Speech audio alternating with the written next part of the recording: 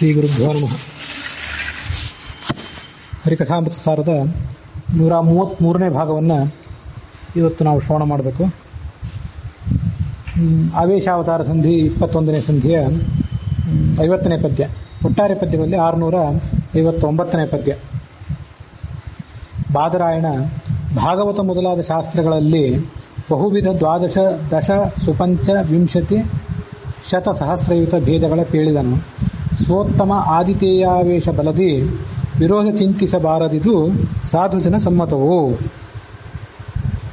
ಇಲ್ಲಿ ತನಕ ದೇವ, ಋಷಿ, ಪಿತೃ, ಚಕ್ರವರ್ತಿಗಳು, ಮನುಷ್ಯರು ಇವರಿಷ್ಟರಲ್ಲಿ ಯಾವ್ಯಾವ ರೀತಿಯಾದ ವ್ಯತ್ಯಾಸ ಇದೆ ಅಂತನ್ನೋದನ್ನು ನಾವು ಹರಿಕಥಾಮೃತಸಾರದಲ್ಲಿ ಹೇಳಿದೆವು. ವೇದವ್ಯಾಸರು ಭಾಗವತ ಮೊದಲಾದ ಗ್ರಂಥಗಳಲ್ಲಿ ಅನೇಕ ರೀತಿಯಾದಂಥ ವ್ಯತ್ಯಾಸವನ್ನು, ಗುಣ ತಾರತಮ್ಯವನ್ನು ಹೇಳ್ತಾರೆ.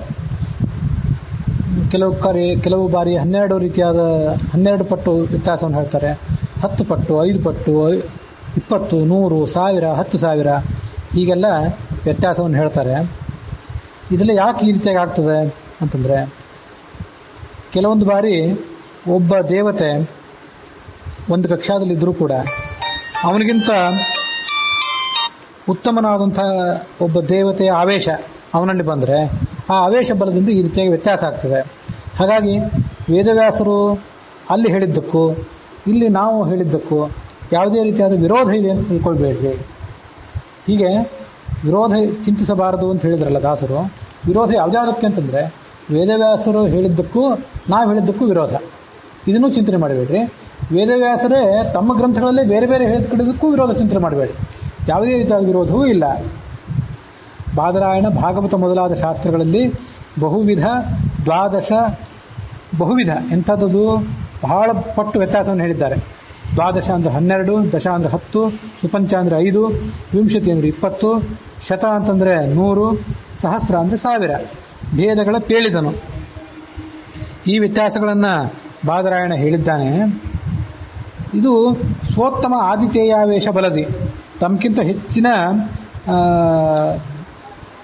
ದೇವತೆಗಳ ಆವೇಶದಿಂದಾಗಿ ಇಂಥ ಒಂದು ಕೆಲವು ವ್ಯತ್ಯಾಸಗಳಾಗ್ತಿರ್ತವೆ. ವಿರೋಧ ಚಿಂತಿಸಬಾರದು. ಯಾವುದೇ ರೀತಿಯಾದ ವಿರೋಧವನ್ನು ನೀವು ಚಿಂತನೆ ಮಾಡಬೇಡ್ರಿ. ಯಾಕಂದರೆ ಇದು ಸಾಧು ಜನ ಸಮ್ಮತವಾಗಿದೆ. ವಿದ್ಯುತ್ ಜನರಿಗೆ ನಾವು ಹೇಳಿದ್ದೆಲ್ಲವೂ ಕೂಡ ಸಮ್ಮತವಾಗಿದೆ. ಹಾಗಾಗಿ ಯಾವುದೇ ರೀತಿಯಾದ ವ್ಯತ್ಯಾಸವನ್ನು ತಿಳಿದುಕೊಳ್ಬೇಡ್ರಿ. ಕೆಲ ಕಾರಣ ಏನಂತಂದರೆ, ಈಗ 35 ಕಕ್ಷಾಗಳನ್ನು ನಾವು ಸಾಮಾನ್ಯವಾಗಿ ಶ್ರವಣ ಮಾಡಿದ್ವಿ. ಕೆಲವು ಕಡೆ ಆಚಾರ್ಯರು 8 ಹೇಳ್ತಾರೆ. ಈಗ ತೈತರೀಯ ಉಪನಿಷತ್ತಿನ ನಿನ್ನೆ ನಾವು ನೋಡಿದೆವು. ಅಲ್ಲಿ ಚಕ್ರವರ್ತಿಗಳು,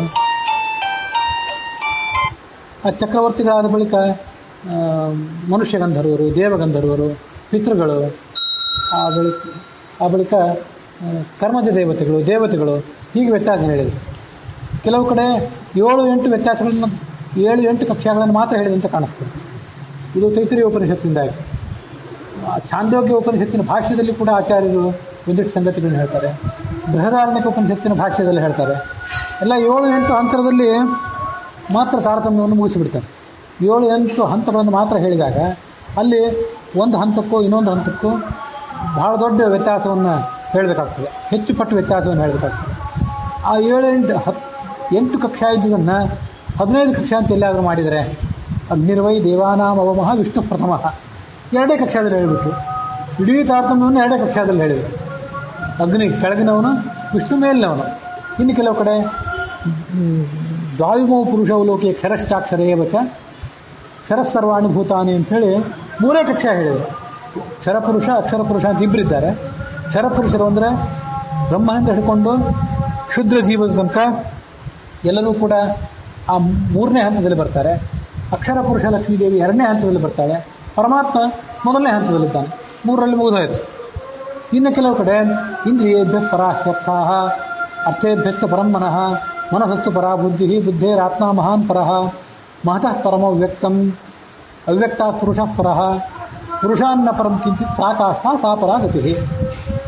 ಇಂದ್ರಿಯೇಭ್ಯ ಪರಾಶ್ಯರ್ಥಾ, ಇಂದ್ರಿಯಾಭಿಮಾನ ದೇವತೆಗಳಿಗಿಂತ ಅರ್ಥಾಭಿಮಾನ ದೇವತೆಗಳು ಹೆಚ್ಚಿನವರು. ಅರ್ಥೇಭ್ಯಚ್ಚ ಪರಂ ಮನಃ, ಮನಸ್ಸು ಅಂತನ್ನೋದು 3ನೇ ಹಂತದ್ದು, ಮನೋಭಿಮಾನ ದೇವತೆಗಳು. ಅರ್ಥೇಭ್ಯಚ್ಚ ಪರಂ ಮನಃ, ಮನಸ್ಸಸ್ತು ಪರಾ ಬುದ್ಧಿ, ಮನಸ್ಸಿಗಿಂತ ಬುದ್ಧಿ ಅಭಿಮಾನಿ ದೇವತೆ ದೊಡ್ಡದು.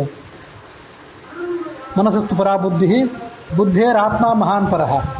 ಆ ಬುದ್ಧಿಗಿಂತ ಮಹಾನ್ ದೊಡ್ಡವನು. ಮಹಾನ್ ಅಂದರೆ ಬ್ರಹ್ಮ ಮತ್ತು ಚತುರ್ಮುಖರು, ಬ್ರಹ್ಮ ಮತ್ತು ವಾಯುಗಳು. ಇಲ್ಲಿ ಇಂದ್ರಿಯಾಭಿಮಾನಿ ದೇವತೆಗಳು ಅಂದರೆ ಇಂದ್ರಾದಿ ದೇವತೆಗಳು, ಅದಕ್ಕಿಂತ ಅರ್ಥಾಭಿಮಾನಿ ದೇವತೆಗಳು ದೊಡ್ಡವರು. ನನಗದೆಲ್ಲ ಮರಣದಲ್ಲಿಲ್ಲ. ಇವತ್ತು ಯಾವುದೋ ಒಂದು ಉಪನಿಷತ್ನಲ್ಲಿ ಬಂದ ವಾಕ್ಯಗಳನ್ನು ಈಗಲೂ ಉದಾಹರಿಸ್ತಿದ್ದೇನೆ. ಇಂದ್ರಿಯ ಅದಕ್ಕಿಂತ ಅರ್ಥ ದೊಡ್ಡದು. ಅರ್ಥೇಭ್ಯಚ್ಚ ಪರಂ ಮನಃ, ಮನೋಭಿಮಾನಿ ದೇವತೆ ದೊಡ್ಡದು. ಅಂದರೆ ರುದ್ರ ಮೊದಲಾದವರು. ಮನಸ್ಸಸ್ತು ಪರ, ಮನಸ್ಸು ಅಂದರೆ ಇಂದ್ರಕಾಮರಿದಿರಬೇಕು. ಆ ಇಂದ್ರಕಾಮರಿಗಿಂತ ಮನಸ್ಸಸ್ತು ಪರಾ ಬುದ್ಧಿ, ಅದಕ್ಕಿಂತ ಬುದ್ಧಿಭಿಮಾನಿ ದೇವತೆ ಅಂದರೆ ಪಾರ್ವತಿ ಮತ್ತು ರುದ್ರರು ದೊಡ್ಡವರು. ಬುದ್ಧೇರಾತ್ಮ ಮಹಾನ್ ಪರಃ, ಆ ಬುದ್ಧಿಗಿಂತ ಮಹತ್ತತ್ವಕ್ಕೆ ಅಭಿಮಾನಿ ದೇವತೆ ಆದ ಒಂದು ದೊಡ್ಡವನು. ನಾನು ಸ್ವಲ್ಪ ವ್ಯತ್ಯಾಸ ಮಾಡಿ ಹೇಳ್ತಿರ್ಬೋದು. ಬುದ್ಧಿ ಅಂದರೆ ಭಾರತೀಯ ಸರಸ್ವತಿಯರು ಇರ್ಬೋದು.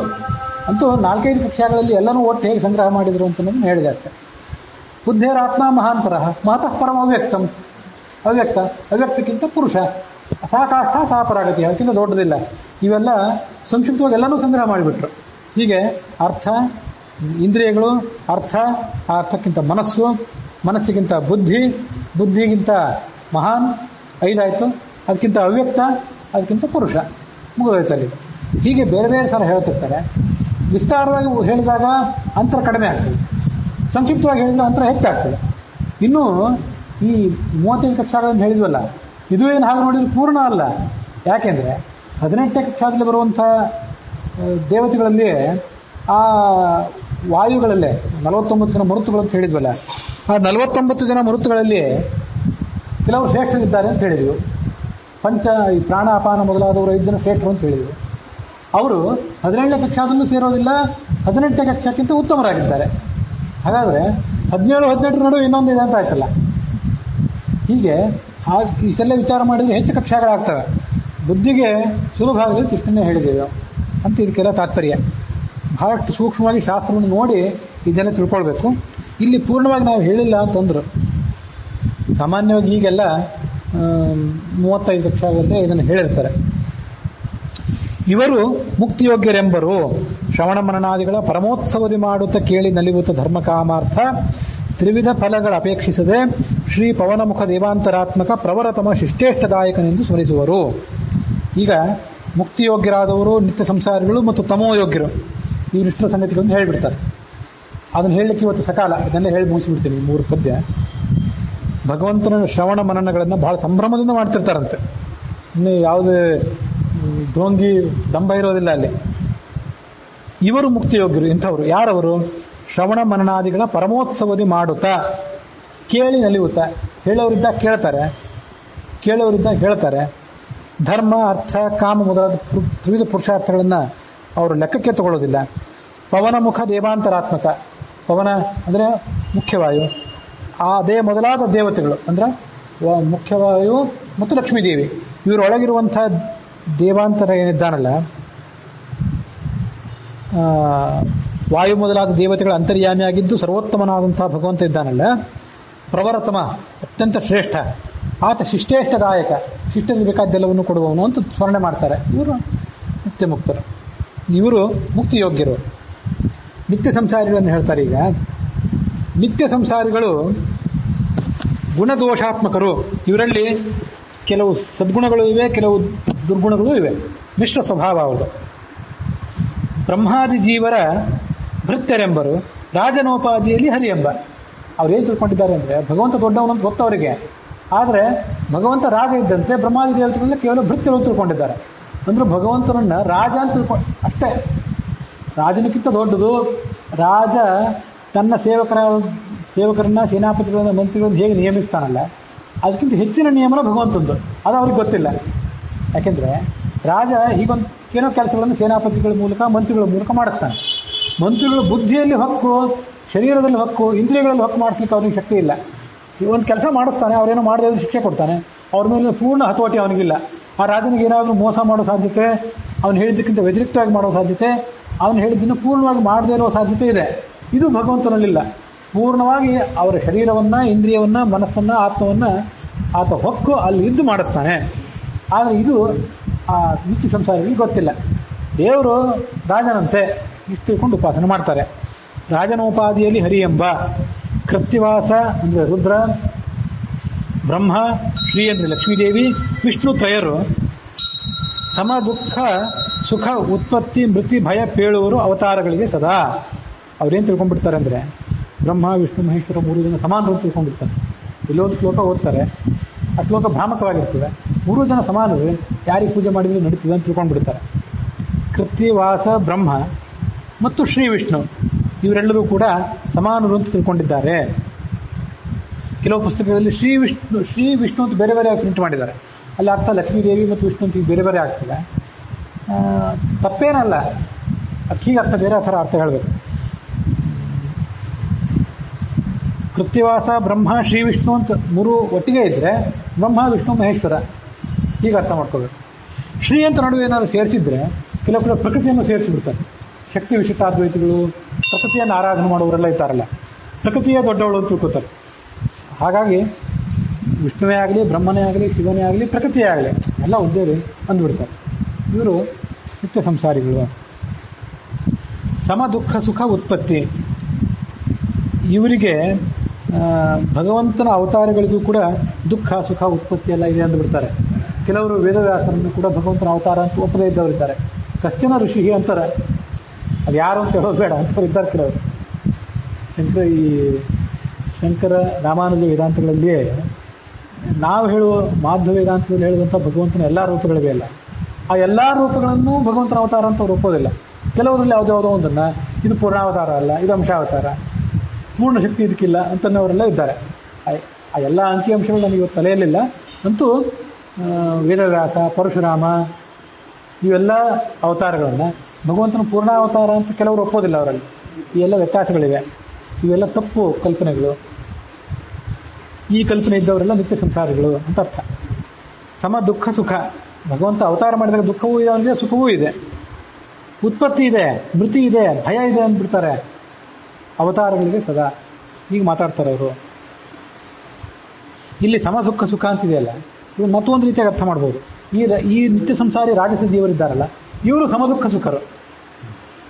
ಭಗವಂತನ ಅವತಾರಗಳಿಗೆ ದುಃಖ ಸುಖ ಸಮ ಅಂತ ಹೇಳೋದು ವಿಷಯ ಬೇರೆ ಆಯಿತು. ಇವರು ಒಂದಿಷ್ಟು ದುಃಖವನ್ನು ಅನುಭವಿಸ್ತಾರೆ, ಒಂದಿಷ್ಟು ಸುಖವನ್ನು ಅನುಭವಿಸ್ತಾರೆ. ಯಾವ ಕಾಲಕ್ಕೂ ಹೀಗೆ ನಡೆದಿರ್ತಾರೆ. ಇವರಿಗೆ ಅದೇ ಒಂದು ಸ್ಥಿತಿ, ಅದಕ್ಕಿಂತ ಹೆಚ್ಚಾದಂಥ ಮುಕ್ತಿ ಅವರಿಗಿಲ್ಲ.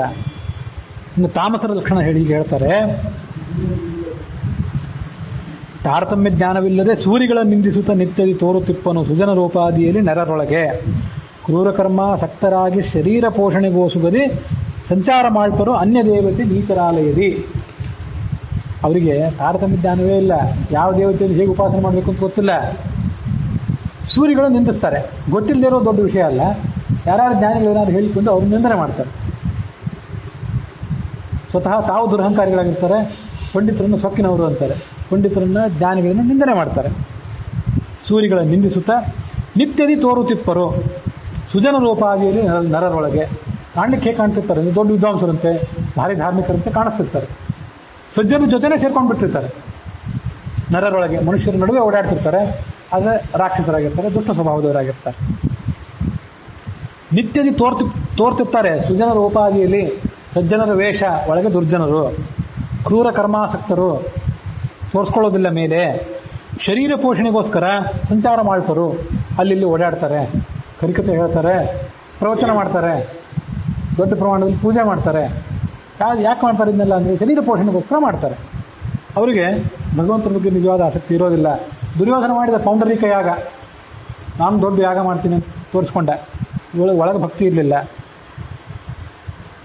ಸಂಚಾರ ಮಾಡ್ತಾರು ಅನ್ಯ ದೇವತೆ ನೀಚರಾಲಯದಿ. ಎಲ್ಲಿ ಓಡಾಡ್ತಿರ್ತಾರೆ ಅಂತಂದರೆ ನೀಚರ ನಡುವೆ ಓಡಾಡ್ತಿರ್ತಾರೆ. ಸಜ್ಜನರ ನಡುವೆ ಒಮ್ಮೆ ಬರ್ತಿರ್ತಾರೆ, ಮತ್ತು ನಡುವೆ ನೀಚರಲ್ಲೇ ಓಡಾಡ್ತಿರ್ತಾರೆ. ಅನ್ಯ ದೇವತೆ, ಬೇರೆ ದೇವತೆಗಳನ್ನು ಒಳಗೆ ಆರಾಧನೆ ಮಾಡ್ತಾರೆ, ಯಾವ್ಯಾವುದೋ ಅಪೇಕ್ಷೆ ಪಡ್ತಾರೆ. ಇವರೆಲ್ಲರೂ ತಾಮಸರು ಅಂತ ತಿಳ್ಕೊಳ್ಬೇಕು ಅನ್ನುವಲ್ಲಿಗೆ ಈ 21ನೇ ಆವೇಶಾವತಾರ ಸಂಧಿಯ 53ನೇ ಪದ್ಯ. ಒಟ್ಟಾರೆ ಪದ್ಯಗಳಲ್ಲಿ 662ನೇ ಪದ್ಯ. ಈ ಪದ್ಯಗಳಲ್ಲಿ, ಈ 3 ಪದ್ಯಗಳಲ್ಲಿ ಇವತ್ತು ದಾಸರು ಮುಕ್ತಿಯೋಗ್ಯರು, ನಿತ್ಯ ಸಂಸಾರಿಗಳು, ತಾಮಸರು ಇವರ ಸಂಗತಿಯನ್ನು ಹೇಳಿದ್ದನ್ನು ಶ್ರವಣ ಮಾಡಿದ್ವಿ. ಅಲ್ಲಿಗೆ ಈ ಕಥಾಭಾಗ ಸಮಾಪ್ತಿಯನ್ನು ಕಂಡಿದೆ. ಇದು ನವರಾತ್ರಿಯ ಪ್ರಾರಂಭದ ದಿವಸ. ಇದು ನವರಾತ್ರಿಯ ಪ್ರಾರಂಭ ಅಂತಂದರೆ ಶ್ರೀಭೂ ಸಮೇತನಾದಂಥ ವೆಂಕಟರಮಣನ ಆರಾಧನೆ, ಮತ್ತು ವೇದವ್ಯಾಸರ ಆರಾಧನೆ ಕೂಡ, ವೇದವ್ಯಾಸರ ಪೂಜಾ ಬರೋದಿದೆ, ಮತ್ತು ಸರಸ್ವತಿ ಆರಾಧನೆ, ಮತ್ತು ನವರಾತ್ರ 9 ದಿವಸಗಳ ಆರಾಧನೆ, 10ನೇ ದಿವಸ ಆಚಾರ್ಯರ ಜನ್ಮದಿನ, ಮಧ್ವಾಚಾರ್ಯರ ಜನ್ಮದಿನ, ಇವುಗಳೆಲ್ಲವೂ ಇದೆ. ಇದು ಇವತ್ತಿನ ಈ ಕಥಾಭಾಗ ಏನಿದೆ. ಇಲ್ಲಿ ತನಕ ನಾವೇನು ದೊಡ್ಡ ಪ್ರಮಾಣದಲ್ಲಿ ಕಕ್ಷಾ ತಾರತಮ್ಯ ನೋಡಿದ್ವಲ್ಲ, ಇನ್ನೂ 3-4 ಪದ್ಯಗಳನ್ನು ಮುಂದೆ ನೋಡೋರಿದ್ದೀವಿ. ಈ ಎಲ್ಲ ಭಗವದ್ಭಕ್ತರ ಅಂತರ್ಯಾಮಿಯಾಗಿರ್ತಕ್ಕಂಥ ಆ ಭಾರತೀಯರ ಮುಖ್ಯ ಪ್ರಾಣಾಂತರ್ಗತನಾದಂಥ ವೇದವ್ಯಾಸ, ಲಕ್ಷ್ಮೀ ವೆಂಕಟೇಶ ಇತ್ಯಾದಿ ರೂಪ ಅಭಿನ್ನನಾದಂಥ ಭಗವಂತನಿಗೆ ಇದು ಸಮಾಪ್ತಿಯಾಗಲಿ ಎನ್ನುವಲ್ಲಿಗೆ, ಇದು ಸಮರ್ಪಿತ ಆಗಲಿ ಎನ್ನುವಲ್ಲಿಗೆ ಈ ಕಥಾಭಾಗ ಸಮಾಪ್ತಿಯನ್ನು ಕಂಡಿದೆ.